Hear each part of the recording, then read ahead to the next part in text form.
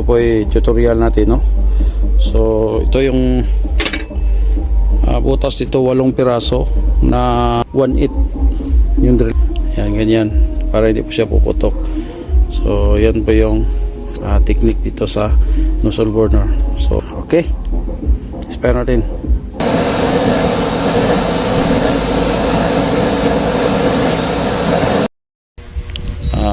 Magandang araw. So ngayon may dalawa na naman tayong i-sitting.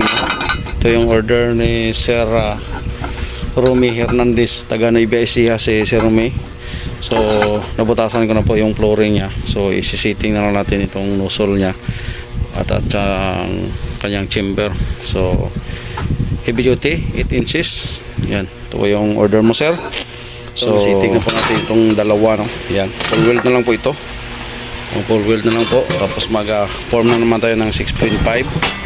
At saka yan, ito, nasitting na po natin itong kay Sir Romy Hernandez, taga Nueva Ecija. Yan, dalawa na heavy duty. Yan, so lalagyan na lang natin ito ng daanan ng hangin sa baba. Bubutasan, pwede natin itong i-spare. So bubutasan na lang natin itong kanyang nozzle burner. Yan, bubutasan ko muna ito para pati spare natin. So ito, bago natin siya bubutasan, kunin muna natin yung dito niya, tapos itong mga ganito para hindi po siya sagabal. So i-grind muna natin.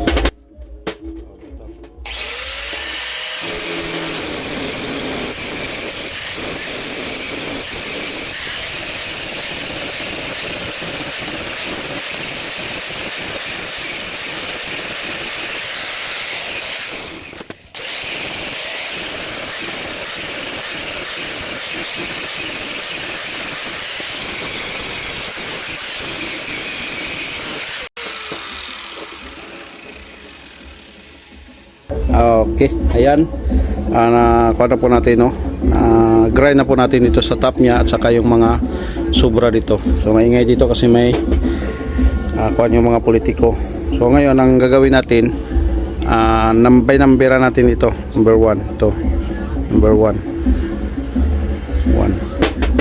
Tapos itong 2, yan, number 2, 2, yan. Bakit may number ito? Kasi nga doon sa seating natin, yun lang dapat ang kung saan siya nakalagay doon sa kanyang seating, doon talaga yung kanyang paglagyan. So ngayon bubutasan na natin. So ikuan ko muna ito para patsingan. Okay, so ito, lagyan muna natin ng guide. So gamitan natin ng concrete nails para hindi po siya mababali, no, mapatiko o tawagan. So ganito yan, lagyan natin dyan ng pang guide. Yan. Ito.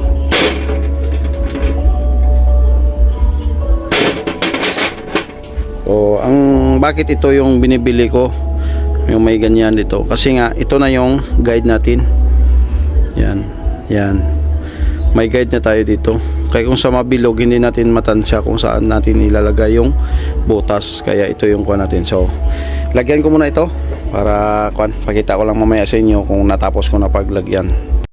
So ito, nalagyan na po natin ng patching o guide niya para hindi po siya yung ang drill bit natin. So dito linagyan natin ng 30 pieces na 30 holes. Yan, 30 holes, 1.5. Dito naman 8 sa liig slanting, pakyat. Yan, 8. Tapos dito linagyan natin ng 4. So 1.5 dito, 3 mm.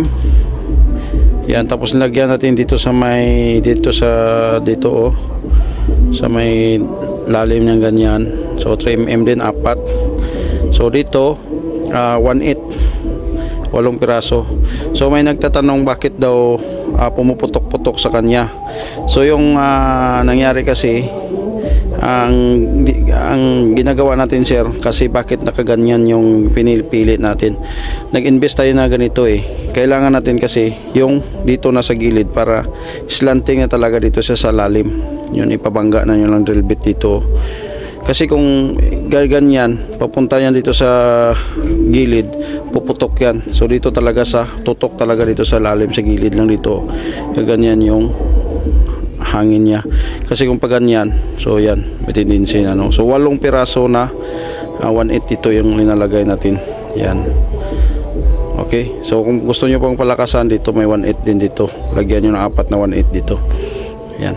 Okay, bubutasan ko muna ito para matispire na natin. So yan po yung tutorial natin. So 30 holes, 8 slanting paakyat, 4 paakyat, dito paakyat din na 1/8 din dito na 8 palalim slanting. Okay, yan, bubutasan ko muna ito.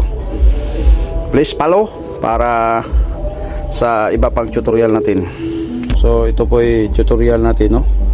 So ito yung butas dito, 8 piraso na 1/8 yung drill bit dito. Pwede 8, pwede 16 dito. 30 holes ito na 1.5. Ang slanting niya pa ganyan. Yan, ganyan, para hindi po siya puputok. So yan po yung technique dito sa nozzle burner. So napakaswerte ng mga tinuruan natin ng mga gustong mag-DIY. So yan po yung diskarte. Yan, slanting talaga dyan. Ganyan talaga yung slanting dapat. Kasi nga kung paakyat siya dito, ipaganyan mo siya, so babangga po yan sa gilid. So dapat ganyan talaga.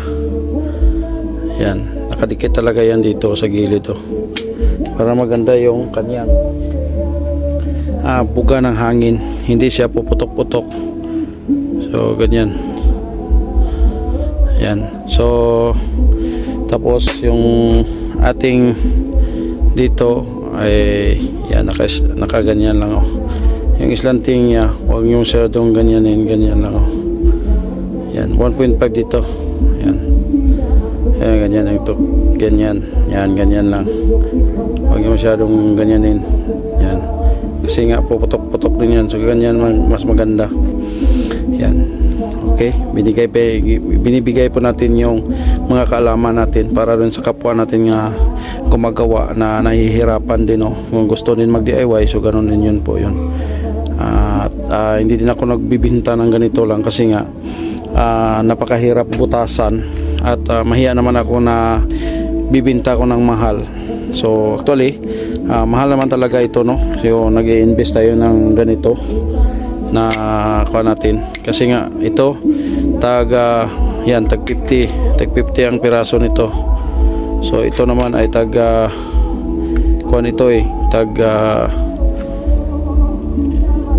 85 yan. Ito naman ay tag 55. So yan, ilan lahat. So yan, nag-i-invest tayo talaga para makuha talaga natin yung apoy na maganda. Okay, ayan po. So pwede natin itong i-inspire. Okay, so ngayon po i-inspire natin itong tutorial natin na nozzle burner, no. So ito po yung binutasan natin kagabi na tutorial natin. So ayan, so winil na natin ito para hindi po siya hindi matatanggal kung halimbawa magkatigas dito sa ilalim. So ganoon din sa kabila, winil din natin, no. Yan, so okay. So yan, ititispair natin to. So ito, paapuyuin ko muna. Una, lagyan muna natin ng krudo at saka oil para bago siya magtuloy na yung kanyang apoy. Okay, painitin ko. So ito, paapuyuin na po natin.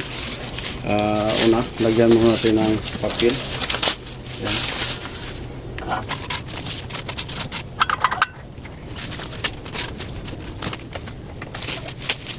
So ito, lagyan natin ng krudo. Yan, krudo po yung una natin na magpalingas para madali po siyang mapuy.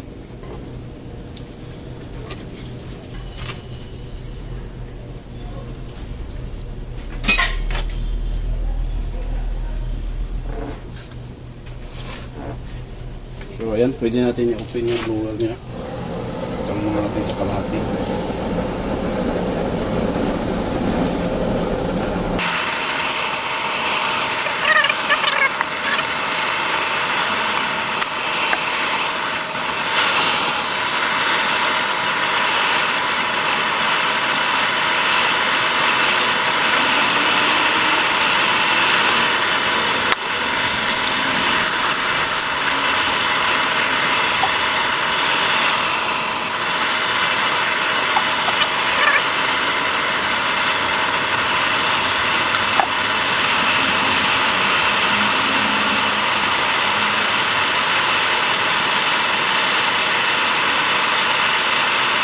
Tignan na lang natin yung kanya. Yan o. So yung butas niya, ginawa na lang natin yung refill ng oil. So lalagyan na natin ito ng kaldero. Yan.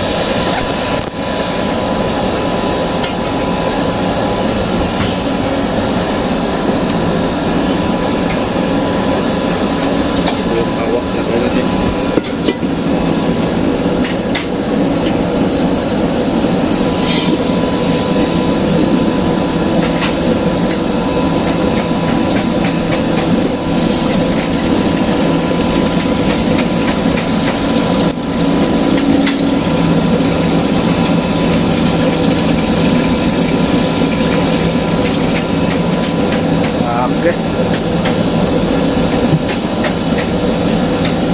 Tingnan muna natin yung kanyang chamber. So ito na po yung apoy niya.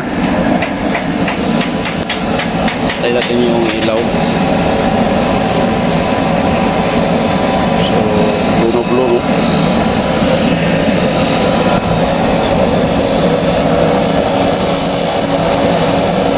Ganda ng apoy oh. So 80 watts ang malakihan na ano to.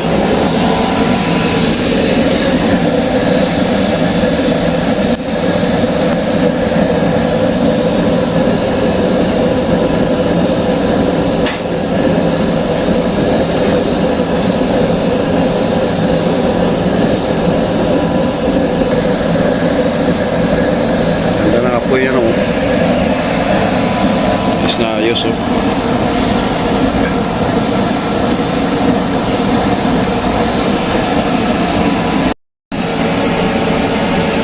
Ito na po yung pulo nyo.